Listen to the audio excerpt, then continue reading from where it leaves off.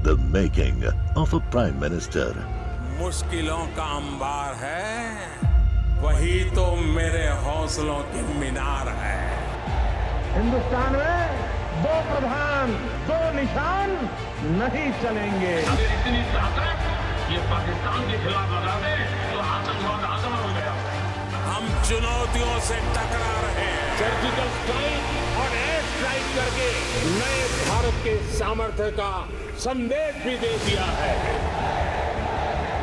तुम उठो, तिरंगा लहरा दो।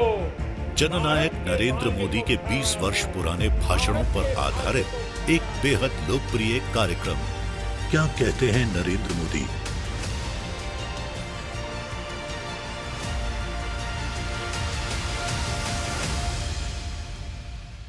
नमस्कार, मैं हूं आपके साथ पूजा यादव। हमारे खास प्रोग्राम क्या कहते हैं नरेंद्र मोदी में आज आपको सुनवाएंगे पीएम मोदी का वो ऐतिहासिक भाषण जिन्होंने 10 जनवरी 2014 को गांधीनगर गुजरात में दिया। मोदी जी ने अपने भाषण में कहा कि अभी भी वक्त है, कुछ कठिनाइयां जरूर होंगी लेकिन रास्ते अभी भी खोजे जा सकते हैं, मंजिलें अभी भी पार की जा सकती है और मानव जाति के कल्याण के लिए नई ऊर्जा का स्रोत हमारी भारत माँ की पवित्र भूमि बन सकती है। ऐसे सपने हमें संजोने चाहिए। जिस स्थान पर यह कार्यक्रम हमारा चल रहा है, इस महात्मा मंदिर का निर्माण गुजरात की जब गोल्डन जुबिली ईयर हम मना रहे थे 2010 में, तब सोचा था कि गांधीनगर है तो गांधी जी की याद में भी कोई व्यवस्थाएं विकसित होनी चाहिए। और आपको आनंद होगा कि हमारे देश में भी ऐसा निर्माण 182 डेज में हो सकता है।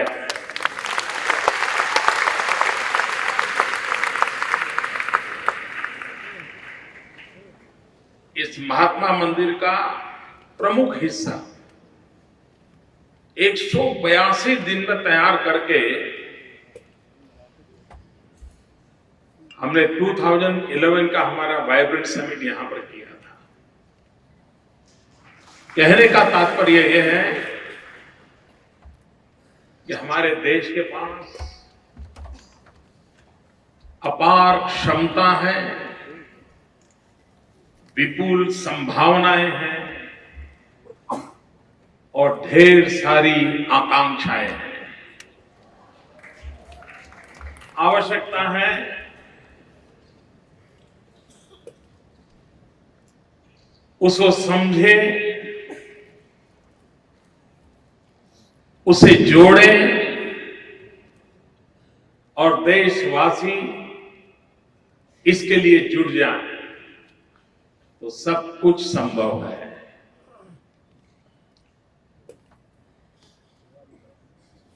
हम लगातार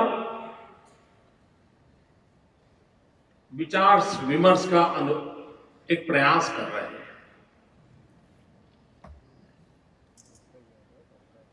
हमारा एक कन्विक्शन है कि देश के भिन्न भिन्न भागों से बहुत कुछ सीखा जा सकता है। देश के विद्वज्जनों से बहुत कुछ सीखा जा सकता है। दुनिया से भी बहुत कुछ सीख करके हमारे देश के काम लाया जा सकता है। तो ये अवसर हम गुजरात के लोगों के लिए सीखने का अवसर है, जानने का अवसर है, समझने का अवसर है और हमें ज्ञान देने के लिए, शिक्षा देने के लिए इतनी बड़ी मात्रा में आप आए हैं। इसलिए मैं हृदय से विशेष रूप से आपका अभिनंदन करता हूं, स्वागत करता हूं। एक प्रकार से भारत का युवा मन एक प्रकार से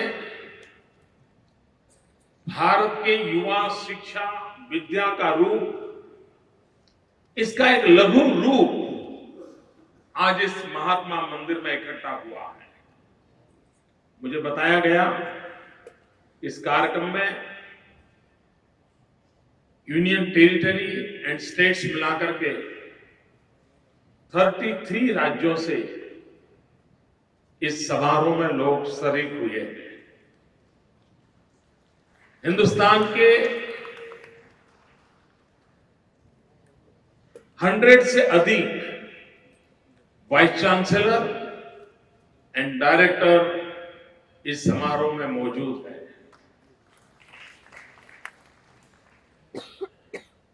ये जो समिट चला उसमें विश्व में जिनकी गणना होती है ऐसे स्कॉलर, इनोवेटर्स 84 जिन्होंने आकर के इन भिन्न भिन्न कॉन्फ्रेंस के हिस्सों को संबोधित किया है। 1500 से अधिक प्रोफेसर्स, टीचर्स इसमें शरीक हुए हैं। गुजरात के 1500 विद्यार्थी हैं, तो गुजरात बाढ़ से 3000 से ज्यादा विद्यार्थी यहां मौजूद हैं।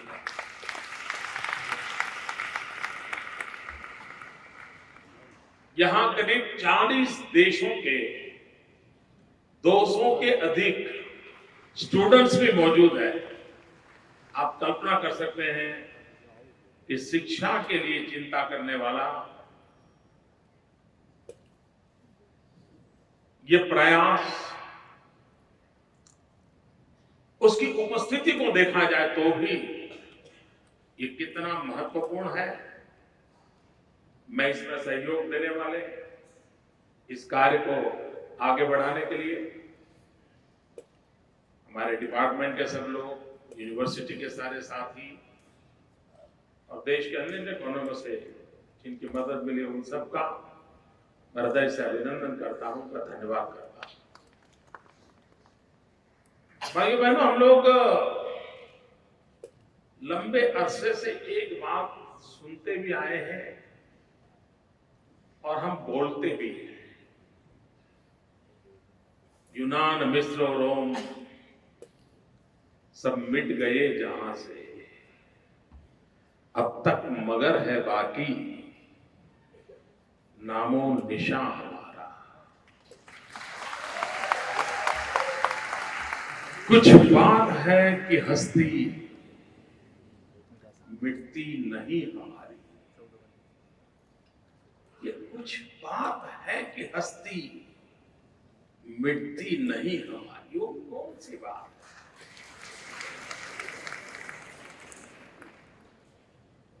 कभी तो सोचे क्या कारण है? हजारों साल की परंपरा, हजारों साल पुराना ये समाज, ये हस्ती मिटी क्यों नहीं? हमले कम नहीं हुए, संकट कम नहीं आए, दुविधाएं नहीं है ऐसा नहीं है, प्रलोभन नहीं है ऐसा, सब कुछ हुआ। उसके बावजूद भी हस्ती मिटती नहीं हमारी। कारण क्या है? मतलब कई कारण कई लोग बता सकते हैं और हो भी सकते हैं, लेकिन मैं जो कारण देख रहा हूं वो है कि हमारे पूर्वजों ने जो इन्वेस्टमेंट किया था,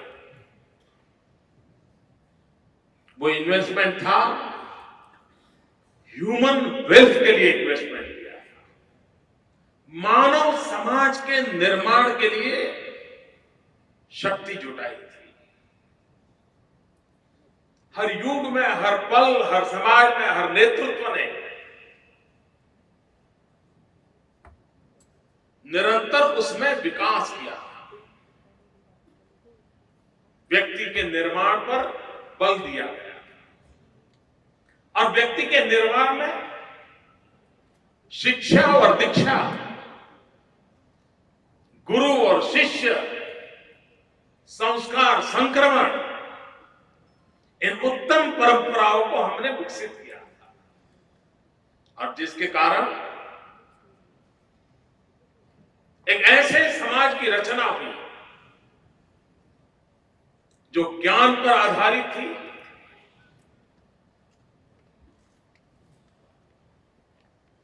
उसके सारे पैरामीटर डायनेमिक थे,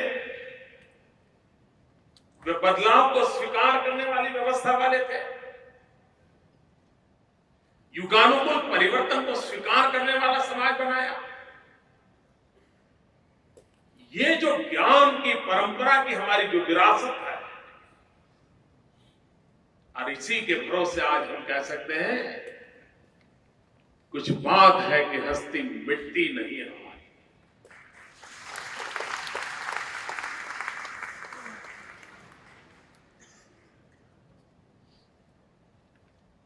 और इसलिए अंग्रेजों ने बड़ी चतुराई से, बहुत चालाकी से इसी पर वार करने की कोशिश की। अगर लॉर्ड मैकाले ने हमला बोला तो शिक्षा, परंपरा और व्यवस्थाओं पर होगा।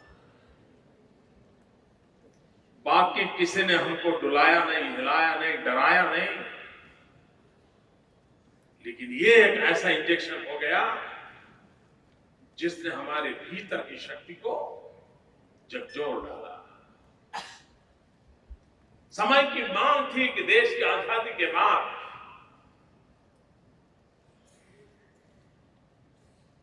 विश्व को क्या चाहिए, आने वाली कल कैसी होगी, समाज कैसा होना चाहिए, क्या यह देश विश्व को कुछ देने का सामर्थ्य रखता है कि नहीं रखता? क्या इस देश ने विश्व को देने का अपना मन बनाना चाहिए कि नहीं बनाना चाहिए? क्या ऐसे बड़े सपने संजोने चाहिए कि नहीं संजोने चाहिए? उन मूलभूत बातों को अगर उठाया होता और उसी को लेकर अगर हम आगे चले होते तो हमारी उन पुरानी विरासत, उसकी जो अच्छाइयां हैं उसको आगे लेते हुए, उसमें जो आधुनिकता के बदलाव की जरूरत थी उस बदलाव को स्वीकार करते हुए हम नवी व्यवस्थाओं को विकसित करने का प्रयास करते, तो आज हम विश्व को कुछ देने के लिए योग्य बन जाते हैं। लेकिन भाइयों बहनों, अभी भी वक्त है, कुछ कठिनाइयां जरूर होगी, लेकिन रास्ते अब भी खोजे जा सकते हैं, मंजिल अब भी पार की जा सकती है, और मानव जात के कल्याण के लिए एक नई ऊर्जा का स्रोत ये हमारी पवित्र भारत माता की भूमि बन सकती है।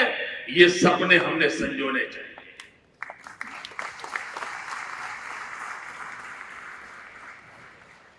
आज कठिनाई क्या हुई है?